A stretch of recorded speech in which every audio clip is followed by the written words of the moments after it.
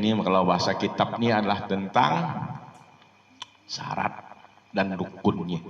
Bagaimana sih kita melakukannya? Kita ngambil tindakannya tentang tadi itu. Ya kan? Paham tentang hadis tadi itu? Karena tidak mau ini di akhir zaman tak bisa nak kita hindari, itu pasti terjadi. Karena itu udah disyaratkan oleh Rasulullah.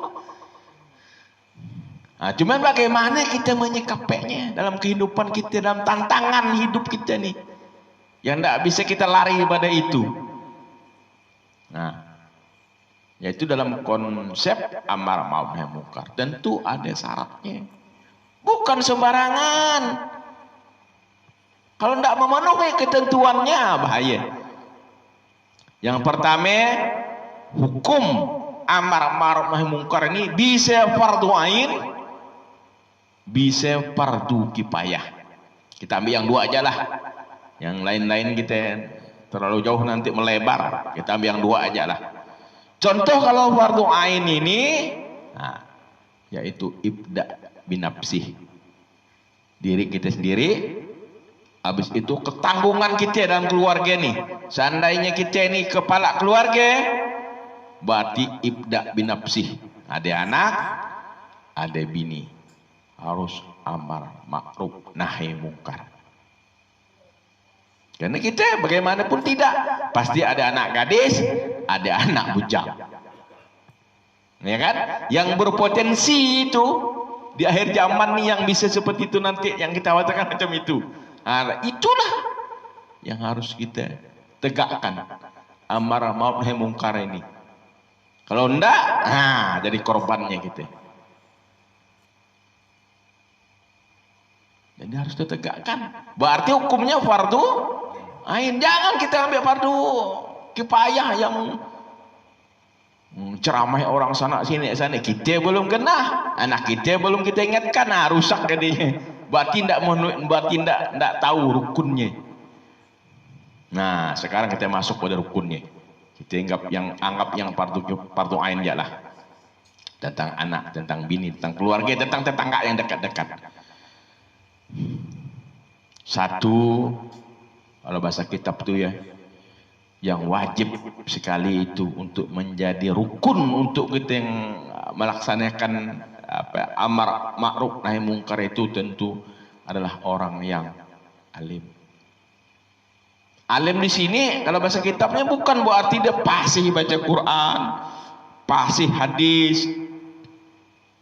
Bukan berarti dia ilmu mantiknya, balaghahnya, nahwu sorobnya hafal baru kena ngambil tindakan amar ma'ruf nahi munkar. Bukan itu.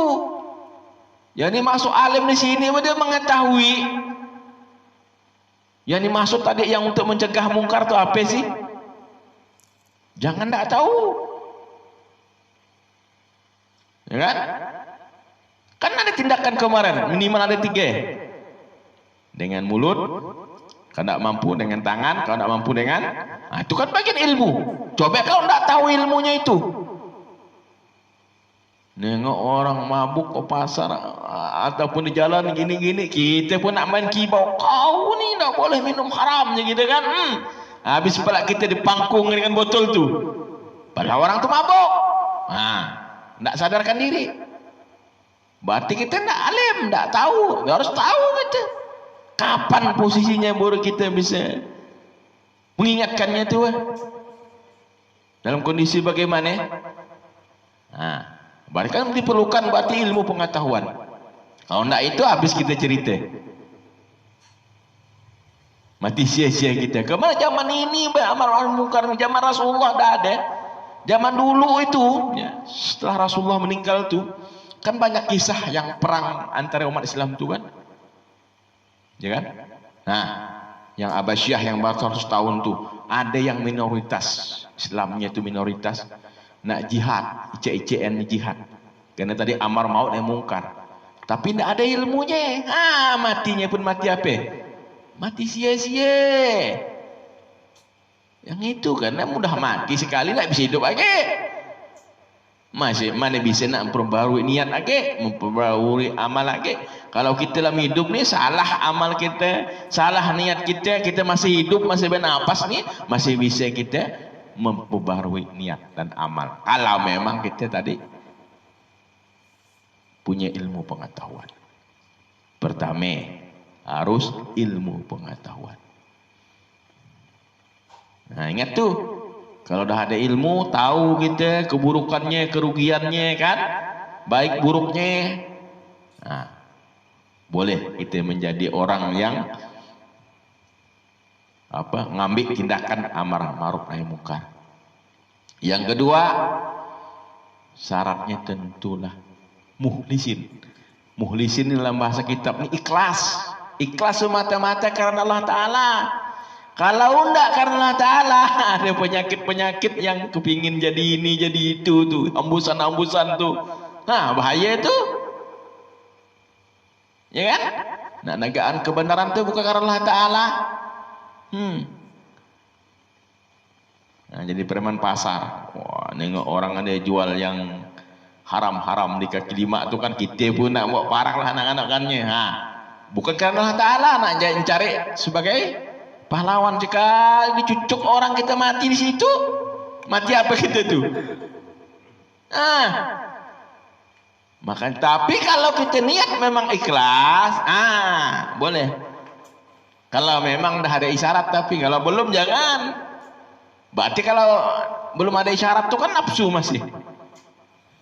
Kalau nafsu masih hembusan masih belum, walaupun kita karena Allah Ta'ala ada hal nafsu, akhirnya mati sia-sia juga jadinya. Nah, rugi itu. Jadi makanya ikhlas itu landasan. Ya, ingat, ilmu pengetahuan, ikhlas itu saling ketergantungannya. Bagaimana dia mau nak ikhlas kalau ilmunya dah ada?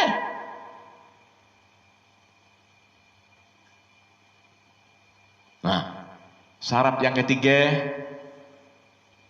ya adalah tentu dia punya niat baik untuk orang yang dinasihatinya itu. Ya. Niatnya baik supaya orang tu jadi baik. Contohnya begini, si fulan ni kisah mabuk tolen. Nah, sehingga dia nak mereka tindakan amar ma'ruf nahi munkar tu, mencegahnya tu dinasihatkannya dengan ilmu pengetahuan. Kalau dinasihatkan dengan orang ramai-ramai, orang ramai gitu, kau tu tidak ada kerjaan lain, didengar-dengarkan dengan orang lain nasihatnya. Itu berarti bukan niat baik, nak jadi orang baik tu. Salah konsep.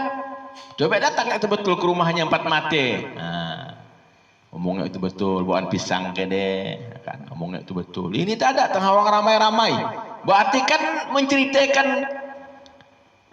Berarti bukan untuk niat kita nak jadi orang itu jadi lebih baik, bukan. Malah kita nak menghinakan orang itu jadinya. Nah, itu tidak boleh tuh. Jadi landasan tadi seperti itu. Yaitu kita harus tadi mempunyai niat supaya orang itu lebih baik. Nah, tapi kan harus ada ilmu juga, bukan sembarangannya. Nah, dah berapa dah? 3 syaratnya kan? Kita ambil 5 aja lah. Yang keempat, tentu orangnya penyabar. Coba kalau ndak penyabar, orang kita nasihatnya orang tua sana rangasan sikit merah mata jadinya, kita pun ndak penyabar apa? Jadi berkelahi jadinya, ya kan? Koreksi diri kita orang, kalau nak nasihat orang tu mampu nak kita menghadapi orang ketika keadaan cepat jalal tuan ada, habis kita pun marah juga dah. Sama juga dengan apa istilahnya? Bensin disurup dengan api, jadilah dia. Jadi harus penyabar. Baik untuk anak kita, nasihatnya pun harus dengan sabar. Walaupun dengan muka merah, tapi hati kita sabar. Jangan sampai sesuatu yang bisa buat anak kita itu memukul, jangan sampai dia pukul kita tuh, jangan sampai mabuk dia tuh. Nah, harus kita kontrol betul hati kita. Itu namanya penyabar namanya. Walaupun marah bagaimana, kontrol, bisa mengontrol diri namanya. Nah, itu penyabar salah satu seperti itu. Nah, yang terakhir, tentulah sebelum kita memberikan nasihat orang ataupun amar ma'ruf dengan orang tua, tentu kita berikan teladan yang baik. Seperti yang kemarin saya ceritakan. Orang tu minum arak, kita pun nak nagahkan orang tu, walaupun hanya 4 mate kita ngomong, tapi kita masih bawa arak, botol arak masih nagahkan orang minum arak. Cocok nak tu. Jadi kalau selama kita masih bercampur dengan baur dengan yang itu, barang yang tak bagus, ya kita ngajak orang kepada kebaikan. Habis cerita lah kita. Bagaimana? Jadi itu hati-hati. Apalagi masalah fardu kifayah. Khutbah. Khutbah tahu tak?